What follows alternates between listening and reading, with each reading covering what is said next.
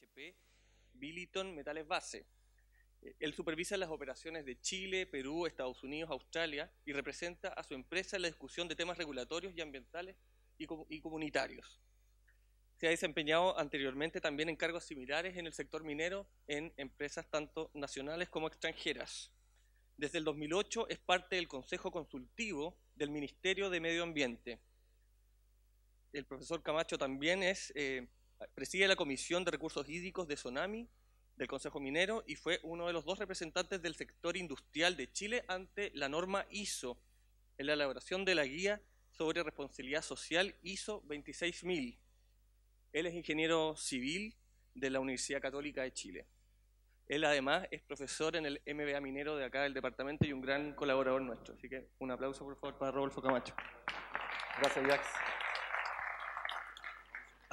Tengo. Alcancé a escuchar las pifias por la última frase. Y es peor porque además me gusta la Católica en el equipo de fútbol, así que supongo que no estoy en el más amistoso de los ambientes. Pero muchas gracias, bromas aparte, muchas gracias por estar acá.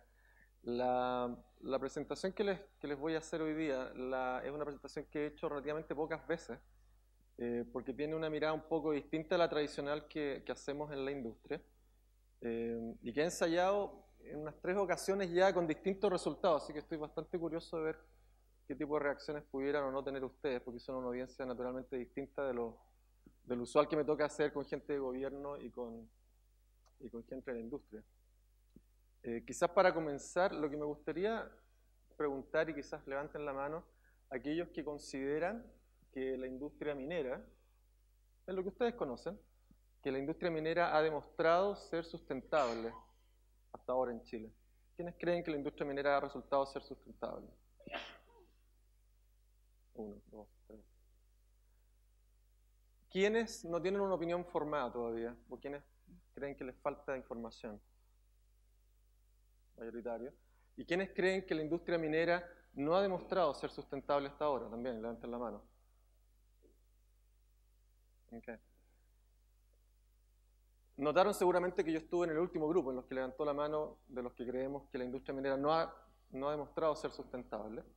Y eso es un poco lo que les quiero mostrar ahora, y puede ser un poco paradigmático, extraño que un gerente de medio ambiente, cambio climático, comunidades, sustentabilidad, todas esas cosas, de una multinacional todavía grande que tiene cierta reputación ganada en esta área, diga que la industria no ha demostrado ser sustentable. Y yo creo que parte de lo que trato de hacer acá es mostrarles algunas ideas de por qué creo que eso es así, y quizás qué cosas se pueden cambiar o modificar para que eso evolucione. Y por eso lo planteo como una pregunta, sustentabilidad en minería, si es que puede haber o no sustentabilidad en minería y qué es lo que debe ocurrir para que ojalá cuando uno pregunte la mayor parte de las manos en un tiempo más diga sí, yo creo que la minería ha demostrado ser sustentable. Y parte importante de esta discusión, de este debate, tiene que ver con probablemente una asimetría de información entre los que estamos en la industria minera y el público, ustedes, la sociedad, la comunidad. Salvo excepciones, en general, la gente tiene re poca idea de lo que hacemos. Súper poca idea. Lo que está en la prensa, probablemente ustedes serían capaces de responder, impuestos, royalty, algunas condiciones de trabajo más o menos difíciles, pero en lo que se refiere al concepto de sustentabilidad en sí, probablemente hay re poca información. Entonces, por eso, lo que yo les voy a contar es un poco más de detalle de lo que realmente hacemos y en el contexto de sustentabilidad más tradicional. Y para eso empiezo con lo más obvio, los que probablemente han pasado por cursos de desarrollo sustentable en sus programas o que estén por intereses personales más vinculados, van a conocer y van a reconocer esta frase y a esta mujer muy importante en la historia del siglo XX, que es Gro Harlem Brundtland. Ella es obviamente la dueña de la Comisión Brundtland, que en 1987 sacó este documento, Our Common Future, y que dice lo que probablemente todos ustedes responderían si les preguntamos qué es lo que es desarrollo sustentable. Todos más o menos tenemos esa idea desde hace mucho tiempo. eso de que el desarrollo sustentable es el desarrollo que permite cumplir las necesidades que tenemos hoy día, pero sin comprometer las de las futuras generaciones. Eso es como bien conocido, bien estándar, y todos más o menos seríamos capaces de responder eso. Y la fortaleza de esta visión es que es súper difundida, todos la conocen, permite que todos nos pongamos como alertas al tema, porque te hace cuestionar si es que lo que estoy haciendo de alguna manera impacta o no a la generación que viene después, de la que viene después y después. Pero tuvo un problema fundamental, y es que habiendo salido en 1987 la distancia entre esa definición y las políticas públicas, que son la traducción a la vida día a día, a la vida diaria de todos nosotros, es muy grande. Y hacía muy difícil que esa frase, ¿cómo la transformo en políticas públicas? ¿Cómo la transformo en impuestos? ¿Cómo la transformo en reciclaje? ¿Cómo la transformo en acciones reales? Y eso es un primer elemento, esa distancia respecto de esta definición. Lo segundo, que es interesante, es que, fíjense en el año, recién 1987. La primera cumbre de la Tierra fue en 1992 en Río, se acaba de celebrar los 20 años. Yo tuve la suerte de ir a la reunión de Río más 20. Y lo que les quiero nada más hacer notar es que noten el periodo de tiempo, es súper breve. Este no es un debate que lleve 100 años, 150 años, ni 80, ni 70, ni nada. Es 1987 la primera vez que a nivel internacional se establece un concepto de desarrollo sustentable. Que habían iniciativas parecidas antes, las habían, y la economía había jugado un papel súper central en temas como eficiencia energética, eficiencia hídrica, pero sin la mirada temporal de esto de comprometer o no las futuras generaciones. Y por eso, que señores, que ustedes, los que están más vinculados, me imagino, en sus programas a economía, van a reconocer a este señor, al Robert Solow, y a la Escuela de Chicago en particular. Como siempre pasa, ellos tomaron acción en muchas de estas cosas para avanzar en estas definiciones y establecieron o dieron un paso más que tiene que ver con cerrar esa brecha que les mencionaba entre una definición demasiado teórica y cómo llevarlo a la práctica en políticas públicas y similares. Y básicamente lo que hacen es lo que hicieron fue establecer una definición en que en el caso de las economías, como dice ahí, que hacen uso de recursos naturales no renovables, y enfatizo el apellido de no renovables porque ahí empezamos a entrar en el tema de la minería en Chile, la sustentabilidad solo se alcanza reinvirtiendo las rentas derivadas de esa extracción del recurso no renovable en capital humano. Y ahí se abre todo un debate súper distinto, porque ya estamos hablando de reconocer que es un recurso natural no renovable, y por lo tanto hay una dimensión temporal que automáticamente se acorta. Dimensión temporal que en general en Latinoamérica, y Chile no ha sido la excepción, es una dimensión usualmente olvidada y no considerada en políticas públicas. Incluso hoy se asume que el cobre va a estar ahí para siempre. ¿Cómo podría no estarlo? Pero no lo va a estar. Tiene además la introducción de este concepto de reinvertir esas rentas en capital humano. Y eso es súper distinto de lo que Brundtland tenía puesto en 1987.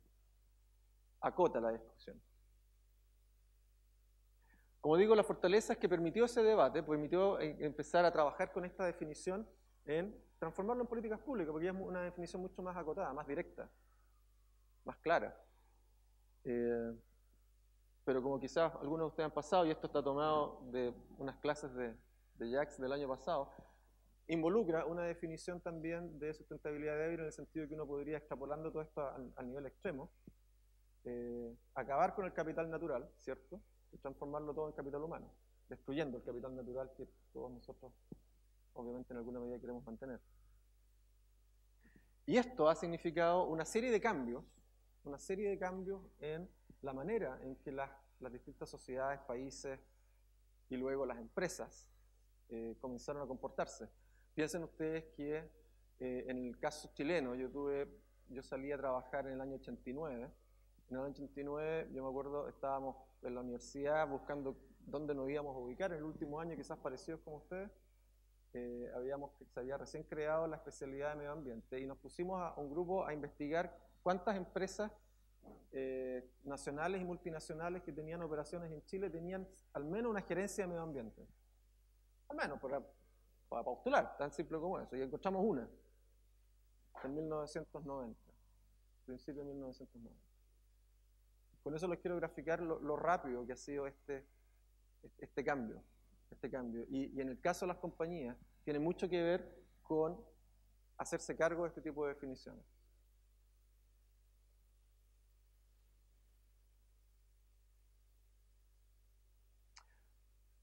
Y entonces, sustentabilidad, y aquí empezamos a meternos un poco más en el caso de la minería en Chile.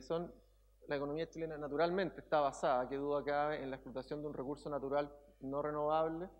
Es necesario crear capital humano, pero manteniendo, como se dice ahí, un capital natural de largo plazo. Es decir, no podemos acabar con todo ese capital natural que paga el precio del desarrollo de estos recursos naturales.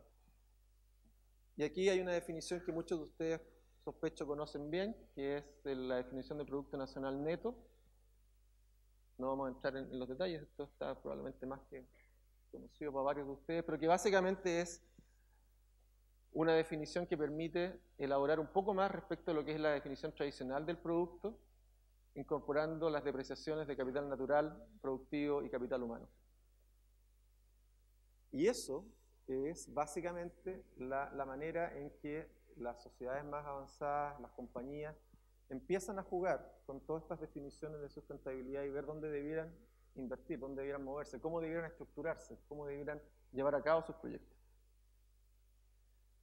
Es bien interesante también porque claramente lo que establece es que la métrica tradicional que está en la prensa, la que nosotros usamos del producto, aunque sea algo modificado, es una parte de la realidad, pero los costos de lograr ese crecimiento económico quedan reflejados en la segunda parte de la ecuación, que son las depreciaciones de capital.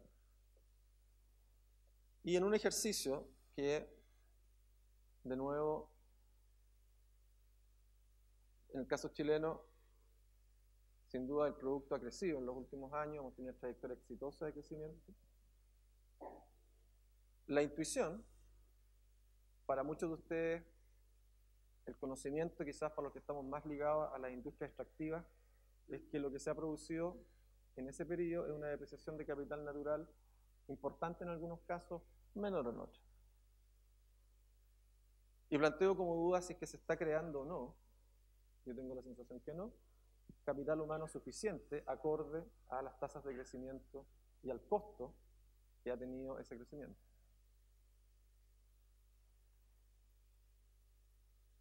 Esto en cierta medida estuvo en unas cuentas nacionales que desarrolló el Banco Central a principios de los 90 y que trató de calcular, y de nuevo esto lo tomé de alguna presentación de Jack del año pasado, calcular cuánto es esa depreciación en capital natural, de cuánto estamos hablando, ¿es necesario corregir en 0%, 0,1%? Y la verdad es que los cálculos que se hicieron es que es una corrección a la baja del orden del 3%, lo cual no es menor. Lo cual quiere decir, básicamente, que si uno quisiera determinar realmente cuál ha sido el crecimiento nacional neto, al menos por depreciación de capital natural debiera descontarle 3%. En una economía de 200.000 millones de dólares al año, es harto, por año. Y ese es el promedio del periodo 85-97. Bien interesante además, esas cuentas nacionales no se siguieron haciendo, eso fue un debate distinto, básicamente porque se estimaba que se estaba dañando, no sé si la reputación, la imagen de una economía que era muy dinámica con la introducción de un factor de corrección que la hacía parecer menos atractiva.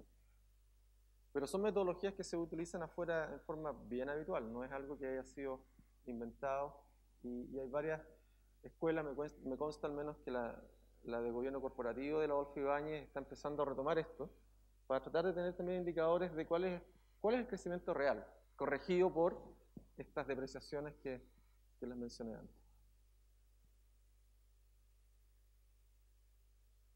como digo, hay 3% aproximadamente.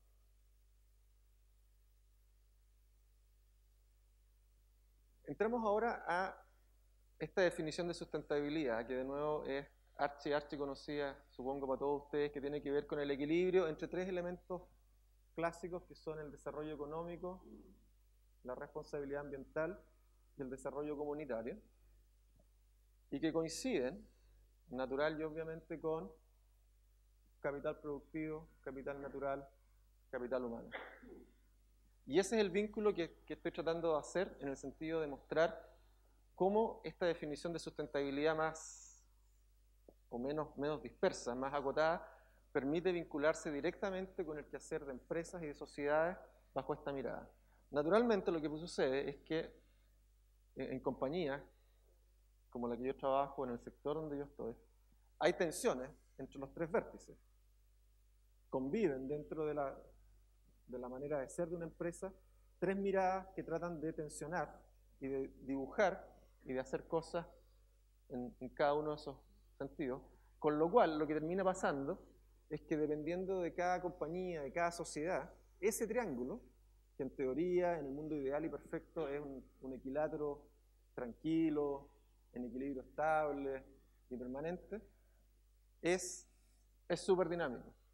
Y ese análisis ustedes lo podrían hacer para lo que ha sido la trayectoria de la historia de Chile, lo que han sido las trayectorias de estas compañías que les mencionaba, por ejemplo, que no hubieran gerencias de medio ambiente en 1990, más que en una empresa. Hoy día es casi impensable que una empresa mediana o grande no tenga al menos a alguien, quizás no la característica de gerente, pero que tenga un área que se preocupe de estos temas. Uno podría pensar, por ejemplo, que en el Chile de los 80 era probablemente un triángulo de ese tipo, en donde el vértice que más jalaba todo esto era el de arriba, en términos de desarrollo económico, crecimiento, y preocupémonos después del tema de capital humano y de medio ambiente. Podría ser una mirada. En conversaciones con gente de otras industrias, conversábamos a propósito de la crisis europea que probablemente los europeos están en un triángulo mucho más achatado. Al momento de hablar de sustentabilidad, ellos alcanzaron un nivel de desarrollo económico que les permite hoy día fijarse mucho más en temas de medio ambiente, de capital humano, de construir capacidades incluso en otras geografías, etc. Y Chile está entre medio en alguna parte. Yo no me atrevo a decir dónde está exactamente el país, pero claramente no está en un triángulo perfecto.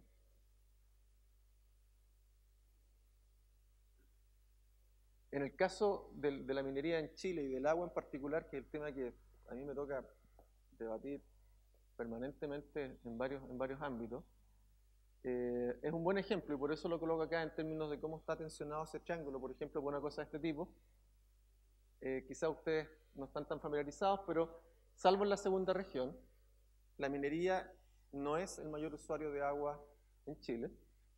A nivel nacional consumimos menos del 1% del agua, y si uno hiciera la cuenta hasta Rancagua, ¿y por qué Rancagua? Porque ahí está la división teniente, para hacer esa estadística, consumiríamos solo el 5%. Digo el famoso Canal San Carlos porque en unas presentaciones ya hace un par de años hicimos la analogía de que la minería en Chile, toda la minería en Chile, privada y pública, metálica y no metálica, consume la mitad del Canal San Carlos en términos de caudales de agua. Y eso es, y fue en su oportunidad, un golpe de realidad para muchas personas que imaginaban que la minería en Chile era la que se llevaba todo el agua, que consumía todo el agua, que era más o menos un río Biobío que estaba usando para la producción. No es así. Hemos mejorado como ningún otro sector nuestro desempeño en consumo de agua. El sector minero, la SONAMI, el Consejo Minero tienen estadísticas largas que prueban eso. Entramos al sistema de evaluación de impacto ambiental, siempre. El sector agrícola, ustedes saben, no entra por ley. El sector agrícola no entra al sistema de evaluación de impacto ambiental, por lo tanto no tiene ninguna participación ciudadana ni de ningún tipo. La minería lo hace. Tenemos, producto de toda la historia, altos estándares ambientales, contribuciones comunitarias, etcétera, impuestos, royalties. Todo eso es verdad. Y uno podría decir, oye, somos re buena industria, somos realmente un lugar que conviene estar. Pero hay algo que no cuadra. Y ese algo que no cuadra es que cada vez que un proyecto minero trata de sacar un permiso, se torpedea. Es súper complicado. Si una aprobación tomaba un año, hace 10 años, ahora toma 3 años, 4 años. Un porcentaje de proyectos se rechaza. Probablemente algunos proyectos merecen ser rechazados. Pero ¿qué es lo que no cuadra? Y esa es la tesis, es que en esta ecuación, y obviamente la gente de la calle no tiene esa ecuación en su mente, pero tiene buena intuición, la gente tiene estómago y se da cuenta que hay algo que no le cuadra cuando le dicen, hoy estamos creciendo al 6,5% por los últimos 5 años. No le suma. Al mundo ambientalista no le suma, o de las ONG, porque ellos están más conscientes de las pérdidas de capital natural. Y ciertamente, sospecho, en el ámbito de ustedes y de la educación, aun cuando ustedes son un grupo privilegiado dentro de la educación en Chile, tampoco les cuadra la construcción de capital natural, capital humano que ha ocurrido en Chile, contrastado con las tasas de crecimiento que ha tenido el país. Y por eso, empresas que son más visibles, que tenemos estos programas de inversión más grandes, encontramos todas estas dificultades, porque somos los que estamos abriendo el debate en muchos de estos temas. Pero el hecho real es que no nos quieren. Y esto no es un ejercicio de autocompasión. Hay una encuesta anual que se llama el Minero Barómetro, que no sé si alguno de ustedes estará familiarizado, pero que se le pregunta a cerca de 400 líderes de opinión. Esta no es una encuesta que se haga a gente de la calle. Esta es una encuesta que se hace a líderes de opinión. Son 400 gerentes generales, presidentes ejecutivos de empresas, directores de empresas, profesores de la academia. Y en esa encuesta del Minero Barómetro se le consulta a todas esas personas cuál ha sido el desempeño, la evaluación de ellos del desempeño social de las compañías mineras en Chile, y responden tibiamente que ha sido razonable. Le preguntan por el desempeño ambiental, le dicen que ha sido mayoritariamente muy bueno. Por el desempeño en cuanto a responsabilidad fiscal, tiene que ver con pago de impuestos, royalties, excelente. ¿Cuál ha sido la trayectoria de la industria en general? Positiva. Pero cuando se les pregunta cuántos de ellos creen que la industria del cobre debiera ser nacionalizada, el 82% de los que respondieron a esa encuesta el año pasado respondió que la industria del cobre debía ser nacionalizada. Y esto no es una encuesta que esté manejada ni por la Camila Vallejo, amiga de algunos, ni por la izquierda. Estos son 400 líderes empresariales de Chile que dicen que la industria del cobre debe ser nacionalizada. Y eso es un reflejo súper patente, que cuando tú llevas el nivel de debate a un ámbito más tranquilo y tratas de hacer la cuenta mirando en lo que va a ser Chile para el futuro, hay algo que no cuadra, que no calza, y que hace que los que están probablemente con más información o los que se han tomado el tiempo para analizar este balance o este desbalance dicen, mira, aquí hay algo que no suma. Si la respuesta es o no nacionalizar el cobre, yo personalmente creo que no la es, pero claramente crea la sensación de que el modelo actual está agotado cuando le preguntas a la élite, entre comillas, de Chile, y te responde mejor pasemos a la Codelco y que ellos pasen todos los excedentes al presupuesto de la nación. Naturalmente esa frase está robada del último libro de Tironi, que es ¿Por qué no me quieren?, que se lo dijo al presidente, pero es una copia nada más. Hasta ahí de diagnóstico, hasta ahí las ideas de cómo lo vemos. ¿Y qué hacer? Y esto tiene distintas miradas y posibilidades, pero una posibilidad que hemos debatido mucho en la compañía es cuidar el capital natural del país y mejorar nuestro capital humano, expresamente. Y eso significa probablemente cambiar la manera en que las compañías mineras en particular y de recursos naturales en general han operado en Chile en el último tiempo, porque significa colocar priorización en cuidar esos valores ambientales, esos servicios ambientales que están en los lugares donde operamos. Estamos hablando de biodiversidad, estamos hablando de cuidar la calidad del agua, estamos hablando de cuidar el acceso al agua, etc. Pero además mejorar el capital humano, es decir, tener programas que específicamente estén dirigidos a construir esas capacidades en las personas para el futuro. Y no quedarse en el pago de impuestos, el pago del royalty y decir, es responsabilidad del Estado de aquí para adelante.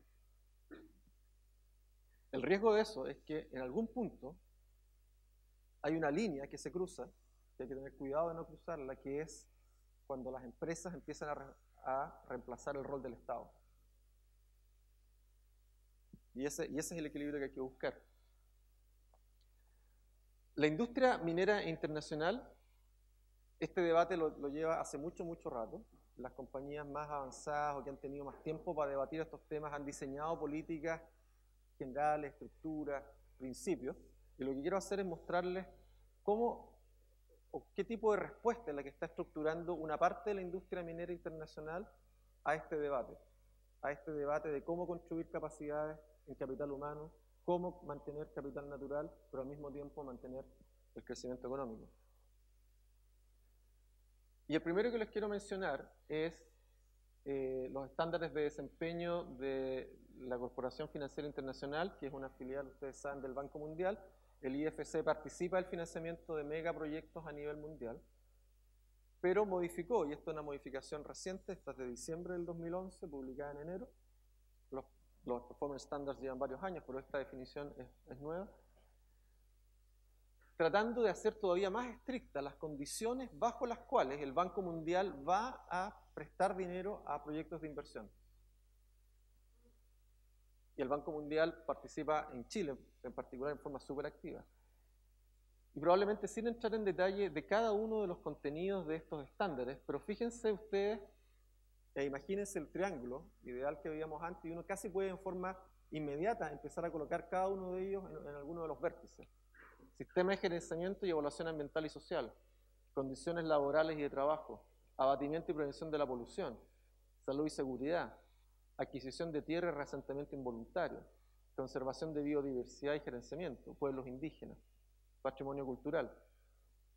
Todos estos estándares de desempeño, cuando ustedes piden un crédito, tienen a su vez una bajada de varias páginas con puntos de chequeo, donde el IFC verifica si efectivamente quien está pidiendo ese préstamo está realmente cumpliendo con eso.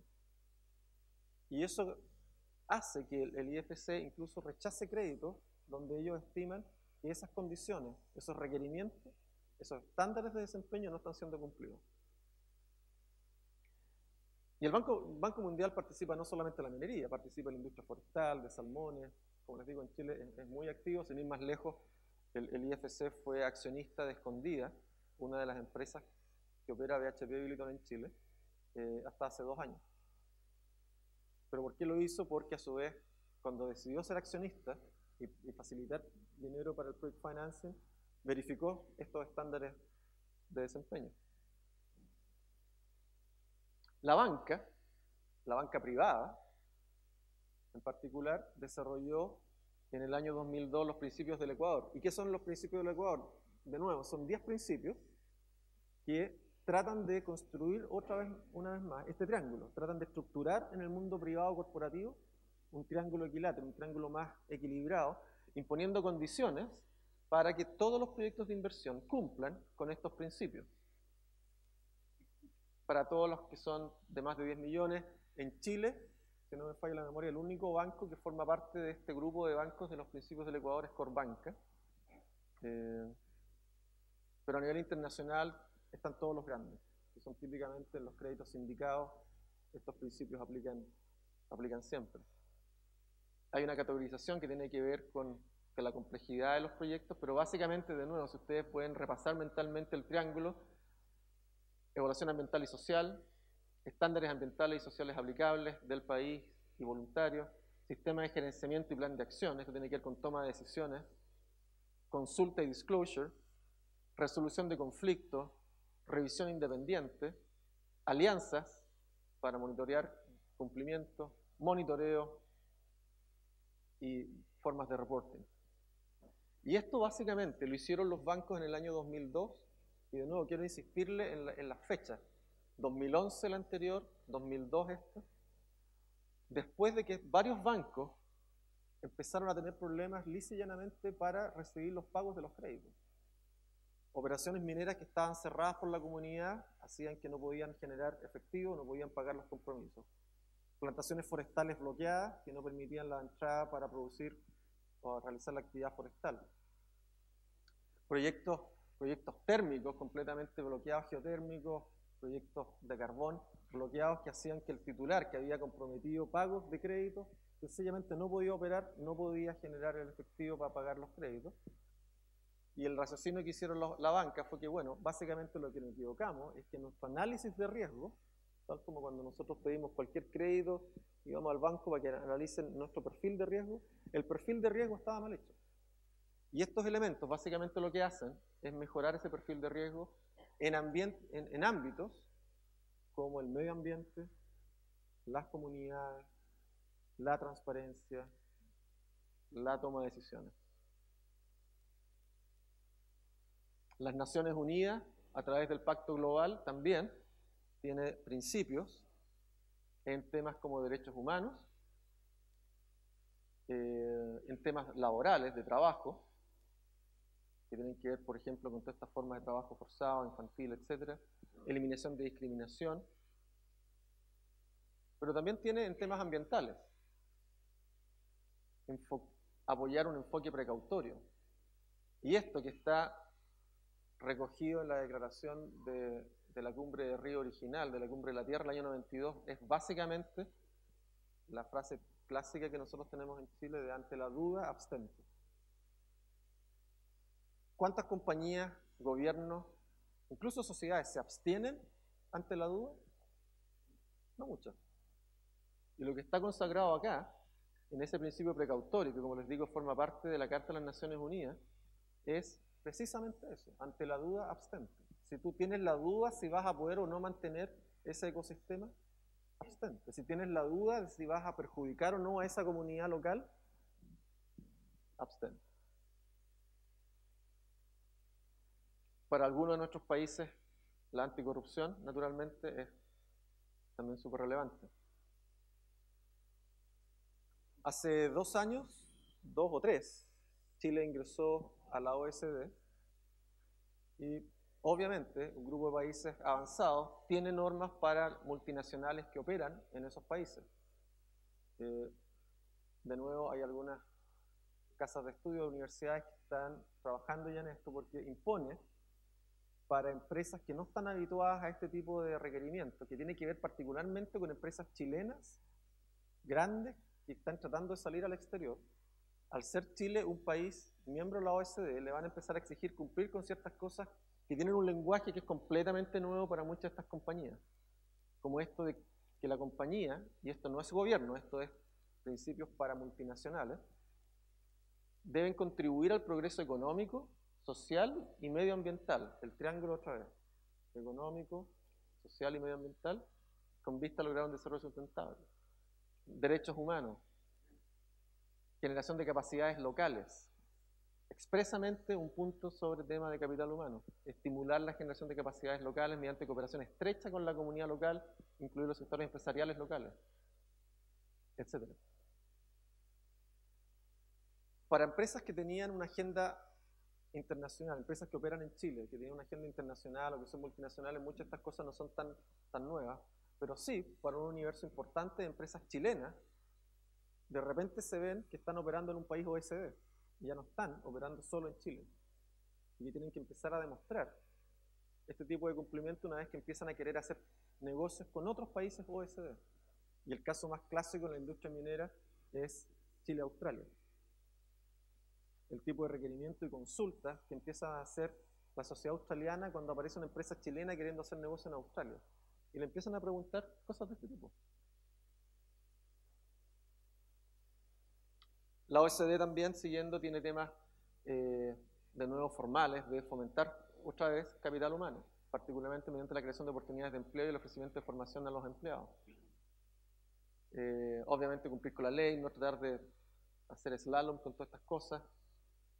Apoyar y defender correctos principios de gobierno empresarial, esto es governance, obviamente, buenas prácticas de gobierno empresarial, autodisciplina, Súper importante en algunos casos promover el conocimiento por los empleados de las políticas empresariales y su cumplimiento o conformidad, difundir, y nuevamente todo el tema de la discriminación, abstenerse a tomar medidas que puedan ser interpretadas como discriminatorias, etc.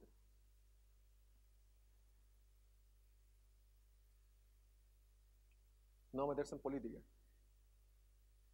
No meterse en política. Y eso, de nuevo, es difícil, es una transición.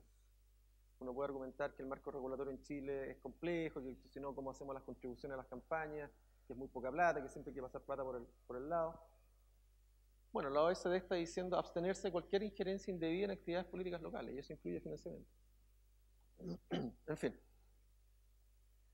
Y entrando más directamente a lo que es el mundo minero, el ICMM es el International Council of Mining and Metals, que es un organismo que está ocupado o sitiado en Londres, donde son socias las principales multinacionales mineras del mundo. También tiene 10, y por alguna razón siempre son 10, en principio, tratando de nuevo que todos los socios cumplan en forma estricta con estos principios y las bajadas. Cada uno de estos principios tiene puntos de chequeo para asegurarse que los socios cumplen con eso. Y si ustedes los revisan, una vez más, y a riesgo de ser majadero, tienen que ver de nuevo con el triángulo. Implementar y mantener prácticas éticas de negocio y sistemas sólidos de gobierno corporativo, integrar los temas de desarrollo sustentable a la toma de decisiones, derechos humanos fundamentales, estrategia de gestión de riesgo basada en información válida, salud y seguridad, mejoramiento continuo del desempeño ambiental. Noten ustedes, contribuir a la conservación de la biodiversidad. Ya no está en cuestión de si debiéramos o no pensar, tal vez, a lo mejor, tienes que contribuir a la conservación de biodiversidad, planificación territorial, etc. Contribuir al desarrollo social, económico, etc. Algunos detalles sobre el principio 2, que yo creo que es interesante, esto de cómo integrar el desarrollo sustentable a la toma de decisiones. Tú no puedes integrar el desarrollo sustentable a la toma de decisiones de una empresa si no hay nadie que trabaje en desarrollo sustentable en la empresa. Y una de las primeras, digamos, discusiones que hemos tenido, porque hemos tenido discusiones con algunas compañías en ámbitos en la región, acá en Perú, Colombia, es que cuando tratas de probar este elemento, de nuevo recuerden que estos son requisitos para poder pertenecer a un cierto club, entre comillas, parte esencial es que tengas a alguien que entienda del tema, porque si no es sencillamente un greenwashing de la misma compañía que ha operado de esa manera por los últimos 50 años, que ahora quiere ser socio de este club porque le otorga un poco de mejor reputación, y sigue haciendo lo mismo. Entonces, ¿cómo hacer para que eso no sea el caso? Hay que demostrar que estás integrando esos principios a la toma de decisiones. Que eso se traduce en planificar, en diseñar, en operar y en cerrar las operaciones de una manera sustentable, etc.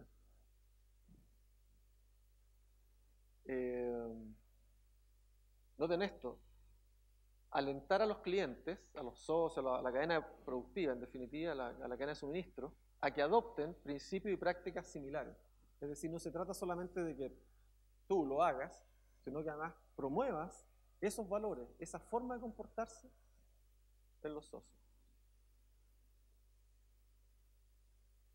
De nuevo, quizás, y esta es la parte que quizás quisiera transmitir un poco más, o enfatizar todavía un poco más, y es que este debate o este tipo de conversación en general en Chile es absolutamente ausente.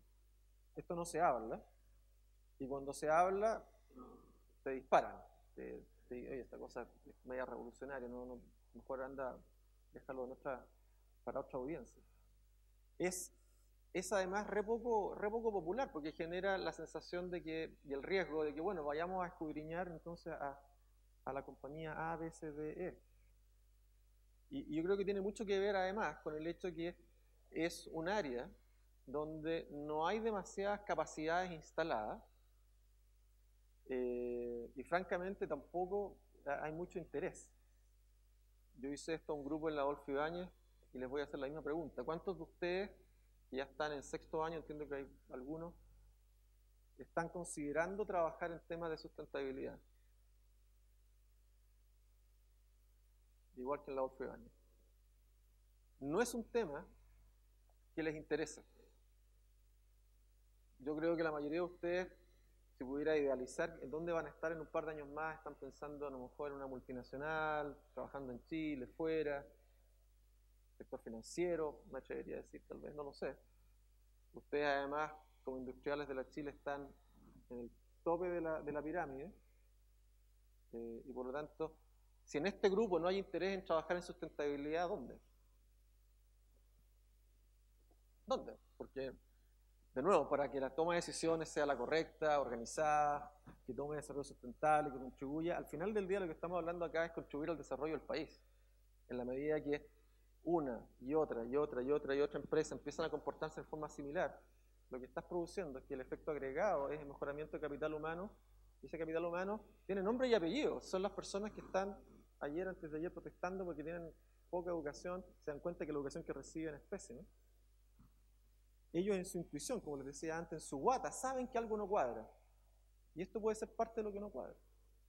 Esta apatía, esta falta de interés en trabajar estos temas, porque alguien más lo va a hacer. Seguramente algo más lo va a hacer. Entonces, y con esto ya voy cerrando, dice, y planteo yo, esto es, como les digo, debate abierto. ¿Cómo no hacerlo?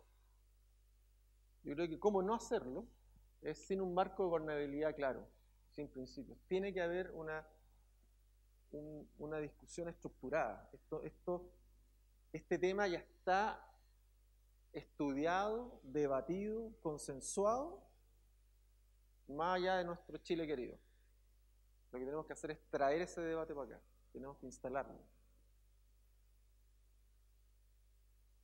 Tampoco lo podemos hacer con personas que no crean en esto, y ahí yo lo ridiculizo en realidad con esto del Yes People, esa persona que le dicen que 2 más 2 es 5 y se queda en la reunión y se queda callada. Necesitamos gente que diga, no, oye, eso no es así, tenemos que hacer algo distinto. Hay que cuestionar lo que estamos haciendo, tenemos que cambiar la dirección de este buque.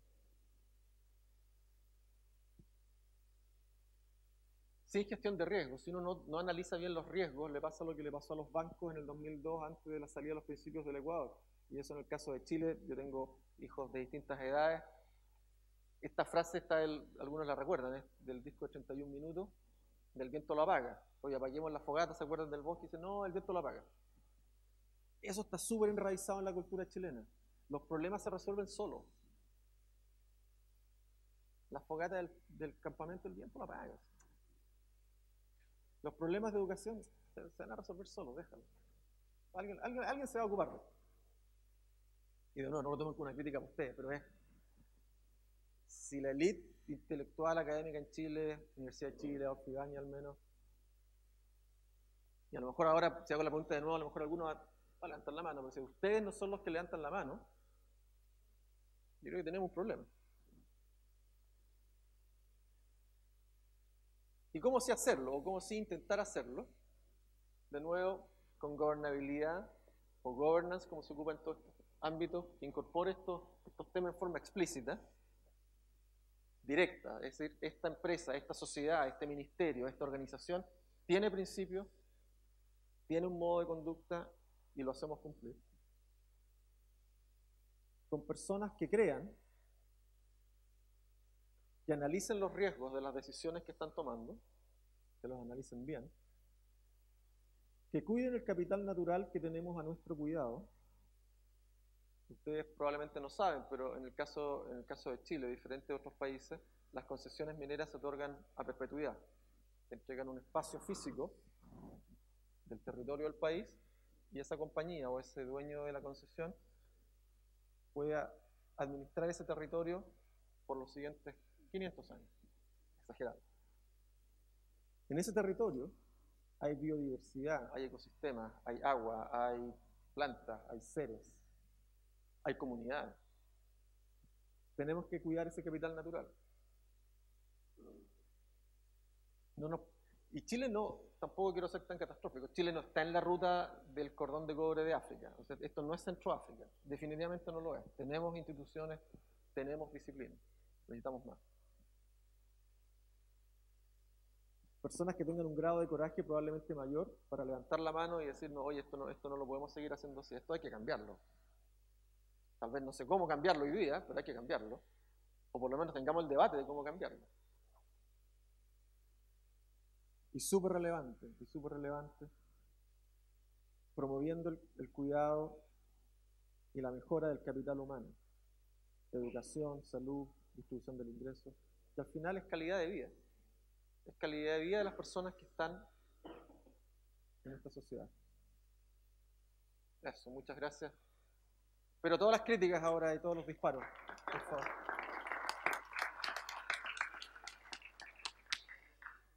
Preguntas para el expositor. Hola, buenas tardes. Soy Jimena Jara. Quería hacerle una pregunta. ¿Cuál es su diagnóstico de la legislación vigente? Porque antes el tema de sustentabilidad estaba subestimado. Ahora, ¿está sobreestimado o mal diseñado? ¿Hasta qué punto llega a ser un tope que haga que los proyectos no sean rentables, que el BAN se vaya negativo? No, Chile... ¿Cuál es su diagnóstico? Sí, es buena pregunta, Jimena. De hecho, se ha analizado porque muchas veces se ha levantado, y usted seguramente la razón de tu pregunta, se ha levantado el tema de que hay demasiadas barreras para hacer inversiones en Chile. Pero la verdad es que hay comparaciones que están publicadas que tienen que ver con los marcos regulatorios, comparación de marcos regulatorios ambientales, Chile, Perú, Colombia, Australia, Estados Unidos, Canadá. Y tiene la forma básicamente de una tabla en que tú listas toda la regulación ambiental del país más exigente, que es Canadá, y vas chequeando cuántos de los otros países, Estados Unidos, Australia, Perú, Chile, etc., tienen esas legislaciones. Y la tabla es súper evidente. El país que menos TICs tiene es Chile. Piensen ustedes que Chile hasta hace un año y pocos meses, no tenía legislación para cierre de minas. Eso quería decir que tú podías operar una mina, cerrarla y dejarla tal y como tú quisieras. Como quisieras.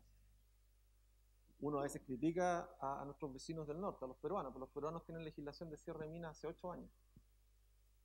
Chile todavía no tiene legislación para pasivos ambientales. Cuando algo sale mal, y créanme, a veces las cosas salen mal en operaciones, hay derrames, hay incendios, los tubos se rompen, las bombas fallan. En Chile no hay legislación para hacerse cargo de eso. Y lo que queda es, en la nueva institucionalidad ambiental, que va a partir probablemente en enero con los tribunales ya instalados, ministros, etc., va a haber un tribunal de justicia para poder canalizar esas inquietudes. Chile no tiene norma para fundiciones de cobre, por ejemplo. No tiene norma. Ustedes recuerdan el debate que hubo hace un par de años, pero que salió publicado a mitad del año pasado, que se elaboró la primera norma para emisión de termoeléctricas. Antes de eso, en Chile las termoeléctricas no tenían normas. No tenían normas, tan simple como eso. Entonces lo que te quiero decir, normas de calidad del agua, ni hablar. En Chile, el único río que tiene estándar de calidad del agua es el río Serrano, en la Patagonia. Hay un plan, y ahora este vaso medio lleno, hay un plan en el gobierno que tiene priorizadas las normas que incluyen normas de fundiciones de cobre, calidad del agua en los ríos más relevantes, me refiero al Maipo Mapocho, Biobío, Linarí, Loa, etc. Estamos avanzando, pero respondiendo a tu pregunta, Chile históricamente y claramente había sido un país fácil desde el punto de vista de regulación ambiental para operar.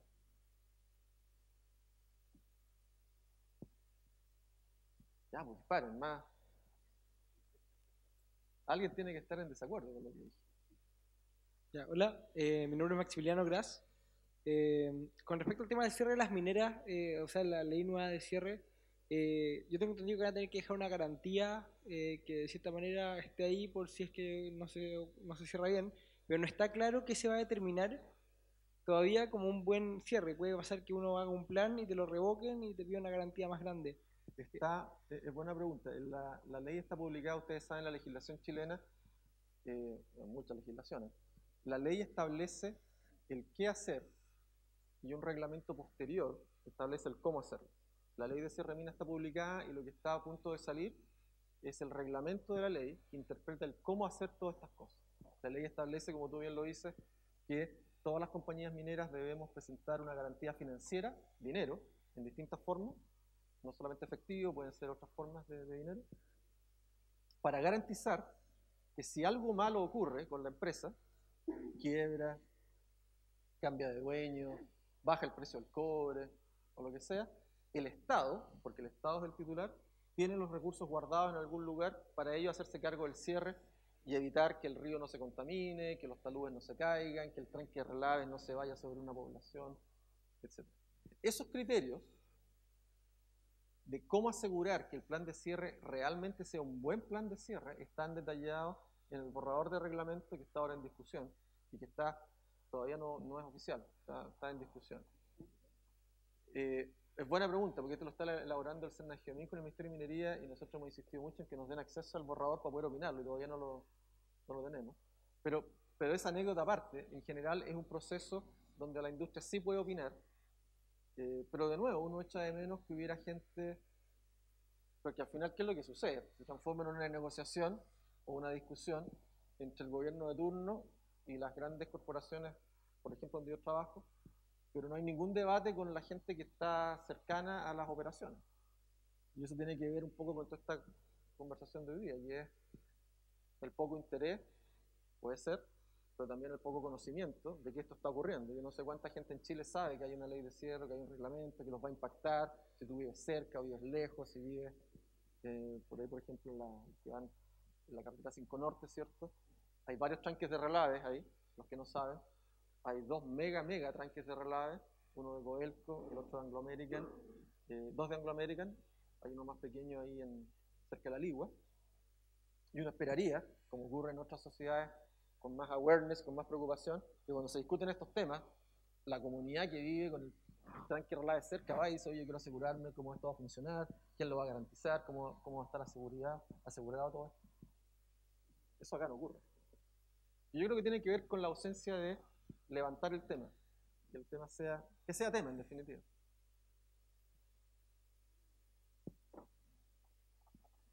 Hola, buenas. Bueno, lo primero es que un comentario nomás, que me dio un poco de coraje cuando nos comparó abiertamente con la Adolfo Ibáñez. Creo que estamos muy por sobre esa universidad como para que nos compare así tan abiertamente. Bueno, ahora va mi pregunta. Usted comentaba que, bueno, son una empresa que hace las cosas bien y preguntaba por qué no los quieren. Y a mí me gustaría saber por qué sí deberíamos quererlos. ¿Qué tiene de mejor el hecho de que sea administrado de forma privada a que, como quieren, sea público? Yo no creo haber dicho que me refería a mi empresa. Cuando digo que por qué no nos quieren, hablo como industria. Y yo creo que, de verdad, como decía al principio, esta es mi tesis, la industria minera, como industria, no se ha ganado el derecho de que la quieran. De que la quieran. Claramente no se lo ha ganado. Y reitero el minero barómetro. Yo creo que la pregunta, quizás, devolviéndole un poco, es, si ese es tu diagnóstico, Rodolfo, ¿cuál debiera ser el cambio de dirección de la industria minera al menos, para que cuando se haga esa misma pregunta en 5 años más, esos mismos 400 líderes de opinión, que seguramente van a ser varios de los que están acá, en 5 o 10 años más, respondan, oye, sí, yo creo que la industria del cobre en realidad no hay para qué nacionalizarla. ¿Y por qué creo que no hay que nacionalizarla? Que sería la respuesta que yo esperaría de ustedes en 10 años más. Es porque estoy cierto de que se cambió la naturaleza de comportamiento de las compañías teniendo realmente políticas de construcción de capital humano a nivel local. Las comunidades que están alrededor de esas operaciones mineras objetivamente han mejorado, están informadas de cómo funciona, los valores ambientales de todos estos lugares que están concesionados en biodiversidad, en calidad del agua, los ríos, el río Loa. Piensen ustedes en todas las tragedias ambientales de Tocopilla, Chañaral, vertimiento de relaves al mar por 50 años, contaminación de las aguas. Yo esperaría que en 10 años más, si tuviéramos ese mismo debate, dijeran, mira, pero eso se solucionó. Chañaral está resuelto, Tocopilla está resuelto, Loa está resuelto, Copiapó está resuelto. Mientras eso no ocurra, yo creo que el ejercicio de minero barómetro va a seguir siendo bien consistente. Con ustedes y con otras personas antes. Oye, algo no funciona, mejor me hago yo cargo Estado, y si es por hacer lo que estamos haciendo, mejor que lo haga Codelco. ¿Para qué le vamos a permitir que BHP se lleve 40% de utilidades al año? Mejor que lo haga Codelco, y estamos todos acá. Ese es un poco el debate, creo yo, donde estamos viviendo.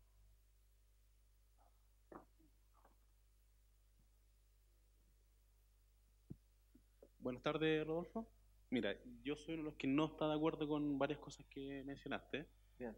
Lo primero tiene que ver con el tema de recursos naturales. Yo no estoy de acuerdo que la minería en sí se utilice el término recurso. Eso es la primera cosa. Lo segundo es el tema del capital humano que está en la minería. De hecho, la minería presenta uno de los niveles más bajos de especialización. Mucha gente trabaja en minería por lo mismo, porque no tiene grandes estudios, excepto lo que tiene que ver de carreras técnicas y términos de profesionales. Una pausa. Acá las personas que están adelante hacen que no y Está bueno, bien, a mí me parte tocó del debate, pero dale. parte del debate. Y lo otro tiene que ver con que no los quieren. Yo creo que la minería no hace bien las cosas o no tiene ganas de hacer bien las cosas. Tú acabas de mencionar que Anglo American tiene varios relaves en el norte. Yo estuve en el norte mucho tiempo y vi varios ese tema.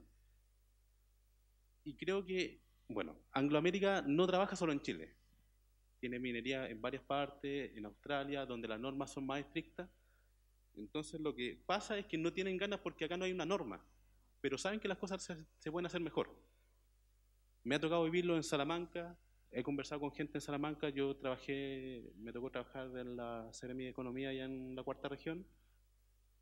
Me tocó viajar y conversar con ellos y la percepción que tienen sobre la minería, sobre Pelambre en específico, no es buena. A pesar de que Pelambre a través de su fundación le da muchos recursos a ellos. Áreas verdes, recursos en específico, pero la gente no los quiere. ¿Por qué? Porque hay problemas con los relaves, hay problemas de contagua. Entonces la pregunta es, ¿las mineras quieren hacer bien las cosas o esperan que siempre haya una norma que los pueda regular? Yo creo que por ahí va el asunto. Esos son el comentario que quería hacer. Son varias preguntas. Quizás lo primero, el respecto de los requerimientos de capital humano, yo tengo la sensación que está un poco equivocado, en el sentido de que trabajar en empresas mineras hoy día es súper complejo, requiere un nivel de expertise cada vez mayor.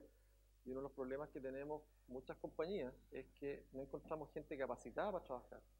Anteriormente manejar un camión era manejar un camión. Hoy día esos camiones son absolutamente automatizados con una cantidad de controles de software para optimizar el transporte, las trayectorias. Y lo que nos ha pasado es que hay una generación de choferes de camiones que no tiene, de nuevo, ese capital humano para poder adaptarse al cambio laboral que significa tener una pantalla touch metida adentro de una cabina donde tenía que estar una palanca que ya ni siquiera existe. Entonces, en cosas tan simples que uno pensaría, oye, pues es solo manejar un camión, no estamos hablando de operar la planta, hay un cambio que es fuerte y la cantidad de gente no calificada es bien poca. Es bien poca. Naturalmente, y a lo mejor ahí puedes tener un punto, cuando los proyectos se están construyendo, en el proceso de construcción, ciertamente, ahí necesitáis lo que los gringos llaman el legwork, porque necesitas albañiles, electricistas, gente que esté con la pala y con la retro, haciendo el hoyo, haciendo el montaje, pero una vez que ya está construida la operación, eso es súper tecnologizado y le requiere expertise. Toda esta argumentación, el desarrollo sustentable da por hecho algo que es una combinación de las preguntas, da por hecho o supone que tú estás cumpliendo con las normas del país donde estás operando. El no cumplir con la ley no está en el lenguaje de las compañías, por lo menos de las que yo conozco. O sea, se cumple con la ley. El debate es si ese marco regulatorio es suficiente. Súper válido el punto. Ese es un buen debate. Pero el no cumplir con la ley está fuera de discusión y para eso hay tribunales y deberían funcionar las denuncias y todo eso. Si Chile tiene o no tiene el marco regulatorio suficiente, yo creo que le falta. Está caminando en ese sentido. Pero suponer que las compañías, que entendí bien, tienen estos problemas porque no cumplen con la ley, no, yo creo que en general hay de todo, pero cumplen con lo que hay. La pregunta es si lo que hay es lo que debiera estar. Pelambres, todas las compañías tenemos desafíos. BHP tiene, Pelambres tiene, Codelco tiene. Lo que yo más bien planteo es, ¿qué es lo transversal a todos esos problemas? ¿Qué es lo que es común para todos esos problemas? Es que probablemente no tenemos todavía ganado, insisto, la respuesta del minero barómetro. No tenemos ganado elementos que nos permitan ganar ese debate. Porque vamos a tener esa respuesta que es probablemente cierta. Y otros casos. ¿Tenemos tiempo para una última pregunta? Por favor, una última, si es que hay interés. Yo... Ahí te pregunto. Rodolfo, buenas tardes. Mi nombre es Jaime y quiero preguntar con respecto a, bueno, usted mencionó en la charla acerca de una mención de sustentabilidad de dos autores, de Solow y Hardwick, y para los recursos que ustedes trabajan, los no renovables, hablaron acerca de la mejoría del capital humano como para poder impulsar esa sustentabilidad. Entonces quería saber qué políticas en la actualidad tienen ustedes para sus trabajadores, como por ejemplo hacerle seguimiento a la educación de los hijos, o capacitación para ellos. Me gustaría saber un poquito de eso, por favor. En particular de BHP, te pregunto. Sí, justamente. Gracias. El BHP tiene un compromiso que es que el 1% de las utilidades de la compañía en todos los países donde opera se reinvierte en desarrollo sustentable. Para darles un orden de magnitud, eso significa que en Chile nosotros invertimos del orden de $50 millones al año en desarrollo sustentable. ¿Cuáles son los programas que se financian con esos 50 millones? Uno de ellos es con la propia Universidad de Chile, que tiene que ver el programa con el Magíster de la Globalización, que es financiado por la compañía junto con otros, naturalmente. Pero también hacemos un programa que se denomina el Programa de Desarrollo de Proveedores Globales, y es básicamente tomar un conjunto de empresas pequeñas, chilenas, y transformarlo en proveedores de clase mundial en un horizonte de tiempo que está estimado en 10 años. Invertimos además muchos recursos en temas educacionales. Tenemos una fundación que algunos de ustedes la pueden conocer, que es la Fundación Minera Escondida, y que básicamente lo que hace es tomar, desde hace 2 años, a propósito de todo el tema de educación, tomó a los 30 colegios más vulnerables de la segunda región y se autoimpuso una meta de que en 5 años los iba a tener en el primer decil de pruebas CIMSE. Hoy día, ustedes saben, la segunda región tiene el peor desempeño de CIMSE a nivel nacional. El peor desempeño de CIMSE, en tanto lenguaje como en matemáticas. Y la Fundación tomó el desafío de que para las 30 más vulnerables de la ciudad de Antofagasta, las va a colocar en el primer 10% en 5 años. Cosas de ese tipo. ¿Es eso suficiente? Eso puede ser un buen debate, porque son, al final del día, como son temas nuevos, son la mirada de la compañía con asesores, stakeholders, académicos, como en el caso de la Universidad de Chile, que te dicen, mira, Patricio Mell juega un rol re importante en esto, vayan por acá, no hagan eso, hagan esto otro. Pero esos son ejemplos de lo que nosotros en particular hacemos. Muchas gracias. Le damos las gracias a Rodolfo por su charla.